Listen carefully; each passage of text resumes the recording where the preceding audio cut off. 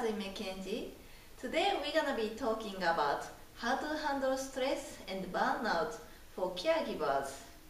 Caregiver is such a wonderful life experience that we can have, and it can be such a blessing in our lives. However, it can also be a disaster if we don't take care of ourselves.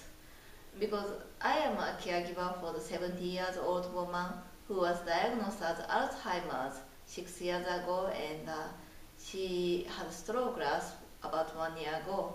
She is about not able to do much of anything for herself, so I'm here to take care of her, and through this 1 year, especially by taking care of her, I've learned so much how to best to be able to take care of her and turn into as a blessing in my life. So let's define the difference between stress and the burnout to start with. It sounds both are similar, but they are actually different. Stress is more of the physical damage in your bodies. They are caused by the frustration or too much responsibilities, lack of the rest, too much worried. That's gonna cause you to the lack of energy in your bodies, headache, any sort of the sickness, loss of appetite or increasement of appetite. So that is not serving your physical body well. Then the burnout is actually much more serious than the stress. Burnout is a secondary effect of the stress. After you suffer so much of prolonged physical damage, you start losing the hopes, faith, willingness to help others. That's gonna cause you to start having the depressions, indifference, or even it can cause you to have suicidal effect. So we want to, if we can, we want to avoid being stressful. That's gonna avoid us, that's gonna help us to avoid being burnout. So here is 6 major things that can be done to practical, that's something we can use to, that we can apply practically to avoid stress and the burnout. First one is ask for help.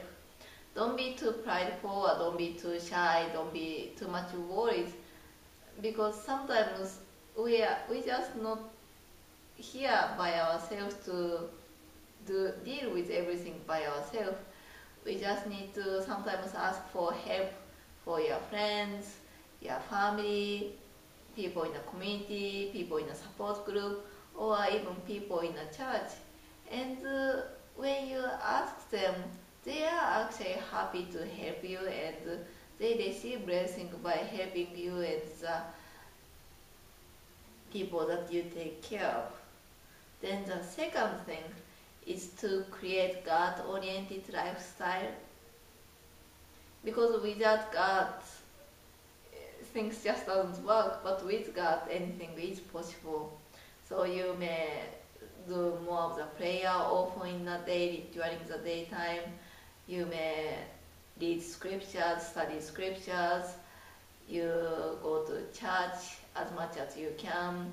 Connect with people who have the faith in Heavenly Father. So that's gonna help you to keep your strong faith in yourself to overcome many of the challenges you may need to overcome. Then the third thing is learn to communicate, because oftentimes that's the people you care for, they may not communicate like that you may expect them to communicate with you, and it has to be okay. It's just part of their life. But so as we accept the fact that it is okay the way they communicate, they may even not be able to talk to you anything, but as we are spiritual beings, in spirit we communicate each other. And then just remember to keep it simple, like just holding the hand of someone, or give a hug, or just simple words saying I love you, or just smile.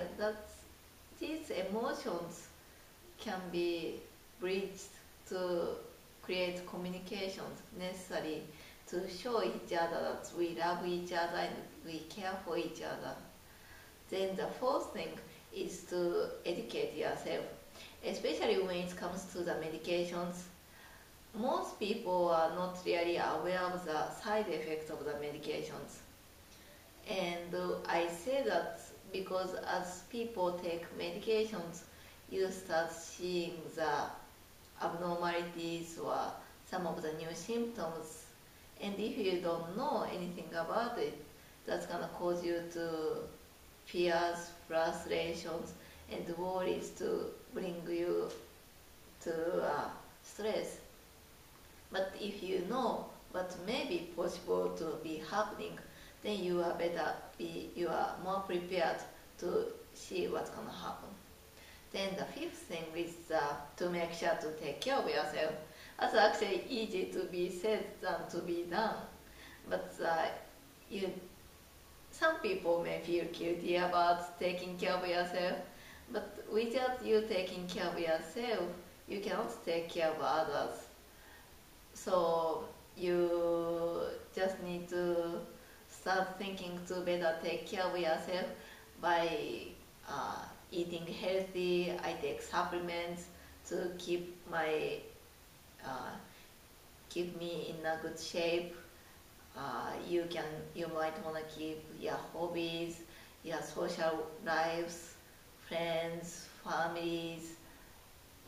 You may go running, walking, dancing to keep your body moving, and just to think about how you can better way to take care of yourself and never feel guilty about it. Then the last thing is always make sure to find a sense of humor, because in every